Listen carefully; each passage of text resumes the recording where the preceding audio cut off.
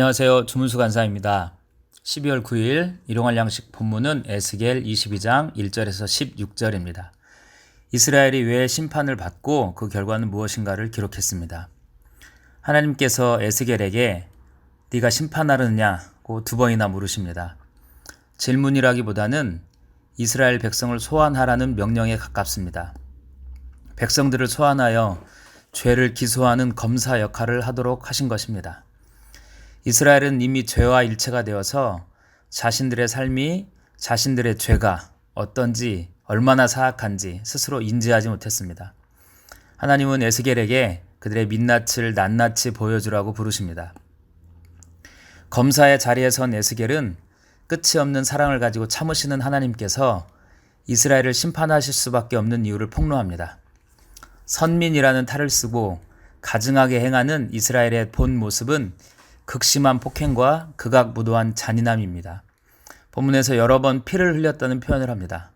이 일은 창세기에 나오는 라멕을 연상케 합니다. 라멕은 자신의 행위가 죄라고 생각하지 않았습니다. 그래서 창세기 4장 23절에 자랑스럽게 노래합니다. 나의 상처로 말미암아 내가 사랑하는 사람을 죽였고 나의 상함으로 말미암아 소년을 죽였도다. 이런 잔인함은 우상숭배의 결과이기도 합니다. 이미 이스라엘은 자주 우상숭배로 여러 번 경고를 받았습니다. 그러나 그들은 돌이키지 않습니다. 이제 그들의 심판의 날이 가까웠습니다. 그날 이스라엘 민족이 그토록 경멸했던 원근 각처의 이방인들에게 조롱을 당하게 됩니다. 이런 이스라엘의 타락에는 지도층의 잘못이 컸습니다. 백성들을 가르치던 입과 그들의 삶은 너무 달랐습니다. 정치 지도자와 종교 지도자들 모두가 다 하나님과 언약을 적극적으로 무시하고 어겼습니다.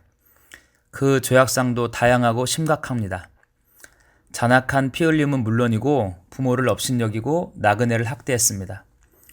고아와 과부는 착취했습니다.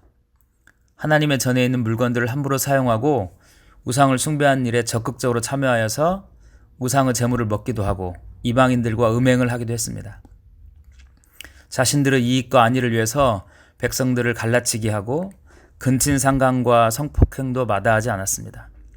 적극적으로 뇌물을 수수해서 판결을 흐르게 할 뿐더러 고금리 대출로 백성의 허리를 졸라맸습니다.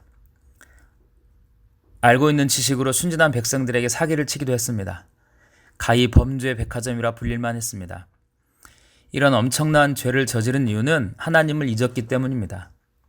또 삶으로 파고든 일상의 죄가 하나님을 잊게 만들었습니다. 그래서 죄에 대한 정화 능력을 상실하게 된 것이고요. 습관화되고 고착된 죄는 하나님의 강력한 경고도 무시합니다. 눈앞의 멸망이 불 보듯 뻔한데 마치 불나방처럼 그 불에 뛰어 들어갑니다. 점점 속도를 높여서 죄로 돌진합니다. 이런 이스라엘을 가만두고 볼 수 없는 하나님은 심판에 대한 적극적인 의지를 표명하십니다. 하나님께서 이스라엘이 망하는 것을 보고 손뼉을 치신다는 표현까지 나옵니다. 손뼉을 친다는 것은 전통적으로 이스라엘 민족이 끓어오르는 분노와 탄식을 표현하는 행위입니다. 이스라엘을 압제하던 이방 민족이 멸망할 때 치던 손뼉이 증오와 경멸이 이스라엘로 되돌아갑니다. 그것도 하나님에 의해서 말입니다. 하나님의 심판이 이스라엘은 견딜 수 없습니다. 그들의 용기가 꺾이고 율법의 요구대로 하나님께 불순종한 이스라엘은 붓 나라 가운데 포로로 흩어지게 됩니다. 자신들을 보호하던 하나님의 율법을 스스로 폐기한 이스라엘은 모든 나라들의 눈앞에서 수치를 당하게 됩니다. 포로로 유배 중에야 그들의 하나님께서 여호와인 줄을 알게 됩니다. 하나님이 심판할 능력이 없어서 이스라엘이 지금까지 심판받지 않은 것은 아닙니다. 사랑으로 참고 기다리셨는데 죄에 빠져서 눈앞에 닥친 심판도 인식하지 못하게 된 이스라엘은 결국 망하게 됩니다.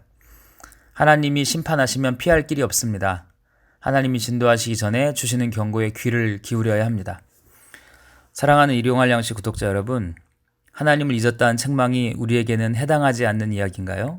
그럴 수 있으면 좋겠습니다. 하나님을 잊었다는 책망은 사랑하는 자녀들이 떠나는 모습을 보고 하나님의 아픈 마음을 대변하는 사랑의 고백이라고 생각됩니다. 오늘 하나님을 기억하는 하루가 되기를 기도합니다.